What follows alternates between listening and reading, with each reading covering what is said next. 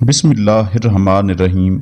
अस्सलामु अलैकुम मोहतरम नाजरीन, welcome to our channel Islamic world. कबीला कुरैश के सरदार अब्दुल मुत्तलिब अपनी बेमिसाल मेज़बानी और फ़हम व फरासत की वजह से अपनी कौम की आँखों के तारे थे। आप अजीम बाप के बेटे थे।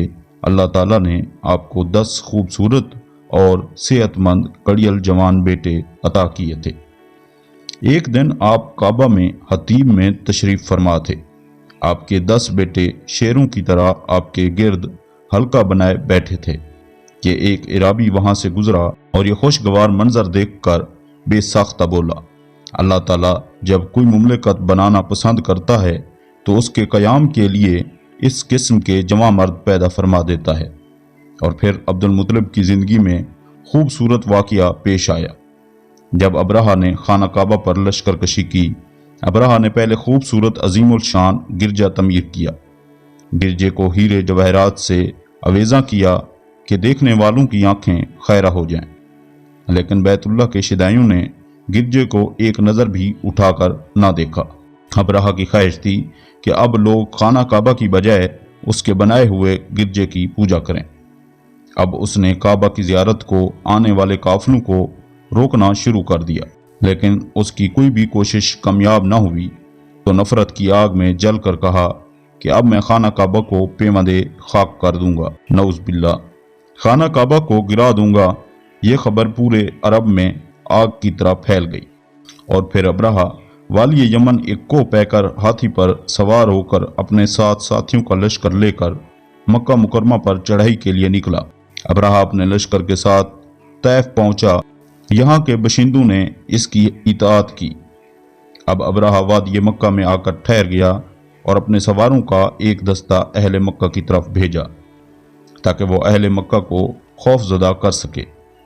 इस दस्ते ने खूब लूट मार की, लोगों में खौफ व हिरास फैलाया। लोगों का बहुत सारा माल और जानवर लूट कर ले गए। इनमें अब्दुल मुत्तलिब के 100 ऊँट भी शामिल थे। फिर अबरहा का सिपाही हुनात सुमेरी अब्दुल मुत्तलिब के पास गया और आपको लेकर अबरहा के पास हाजिर हुआ। और अबरहा ने जब आपको देखा तो आपकी बहुत ताज़ीम की। तख्त से नीचे उतरकर कलीन पर बैठ गया और अब्दुल मुत्तलिब को भी अपने पहलू में बिठा लिया और पूछा, क्या काम है?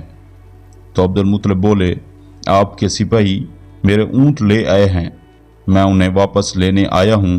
तो अबरहा बहुत ज़्यादा हैरान हुआ कि तुम्हें अपने ऊँटों की परवाह है, लेकिन तुम्हें खाना काबा का एहसास नहीं है, जिसको मैं गिराने आया हूँ, जो तुम्हारी और तुम्हारे आबा व अजदाद की इबादत गाह है।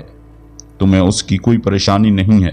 फ़हम व फरासत के मालिक जनाब अब्दुल मुत्तलिब ने कहा, मैं अपने ऊँटों का मालिक हूँ और मैं उन्हें ही लेने आया हूँ, और जिस घर को तुम गिराने आए हो उसका भी एक मालिक है, वो खुद उसकी हिफाजत करेगा। तो हबशी अबरहा गरूर से बोला, अब मेरे शर से कोई भी काबा को नहीं बचा सकता, मैं काबे की ईंट से ईंट बजा दूंगा। तो अब्दुल मुत्तलिब बोले, तू जान और काबे का मालिक जाने। इसके बाद अब्दुल मुत्तलिब वापस मक्का गए और कुरैश को सारे हालात से आगाह किया और बताया कि अबरहा के पास हज़ारों का लश्कर है जिसका हम मुकाबला नहीं कर सकते, लिहाजा अब बेहतर यही है कि अब तमाम लोग मक्का से निकल जाएं, पहाड़ों, गारों और बुलंद जगहों पर चले जाएं ताकि उसके अजाब से महफूज रह सकें। और फिर अपने चंद साथियों के साथ खाना काबा आए और गिलाफ काबा पकड़कर मालिक दो जहान खालिक अर्ज़ व समा से अबरहा और उसके लश्कर पर फतह की दुआ करने लगे। ऐ अल्लाह, बंदा भी अपने कजावे की हिफाजत करता है, तू भी अपने घर की हिफाजत फरमा। ऐसा न हो कि इनकी सलेब कल तेरे घर पर गालिब आ जाए और नस्ब कर दी जाए, और अगर तू इनको और हमारे कबीला को आज़ाद छोड़ने वाला है तो जिस तरह तेरी मर्जी तू वैसे कर। जब कुरैश हरम से निकल गए और असहाब फील ने हमला किया तो हज़रत अब्दुल मुत्तलिब ने कहा, बाखुदा अल्लाह के हरम से हरगिज़ नहीं निकलूँगा ताकि इसके अलावा किसी और के पास इज़्ज़त तलाश करूँ।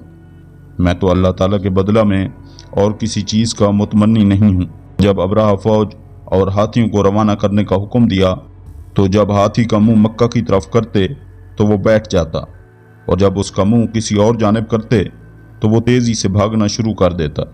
ہاتھی کو بہت مارا گیا، وہ زخمی ہو گیا، لیکن اس نے مکہ کی طرف بڑھنے سے انکار کر دیا۔ اسی دوران سمندر کی طرف سے اللہ تعالیٰ نے ابابیلوں کے غول بھیجے، جن کے منہ میں کنکریاں تھیں، ایک منہ میں اور 2 کنکریاں پنجوں میں۔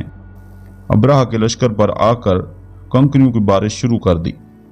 کنکری کا سائز چنے اور مسور کے دانوں کے برابر تھا، جس کے سر پر پڑتی اس کے فولادی خون کو چیرتی ہوئی اس کے جسم سے پار ہو جاتی۔ لشکر میں بھگدڑ مچ گئی، ان کو واپسی کا راستہ نہیں مل رہا تھا، خدا کا ہولناک عذاب جاری تھا۔ ابرہہ کے ہاتھی اور لشکری برباد ہوئے۔ ابرہہ واپسی کی طرف بھاگا، اس کی حالت بہت خراب تھی، خطرناک بیماری کا شکار ہوا اور اس کا جسم گلنے سڑنے لگا، جسم میں پیپ پڑ گئی جس سے غضب کی بو آتی۔ آخر میں اس کا جسم پرندے کے چوزے جیسا ہو گیا، آخر میں سینہ پھٹا، دل نکلا اور وہ بھی پھٹ گیا، اور وہ اس طرح اذیت ناک موت کا شکار ہوا۔ اللہ پاک سے دعا ہے کہ اللہ پاک ہمیں راہ راست پر چلنے کی توفیق عطا فرمائے، آمین ثم آمین۔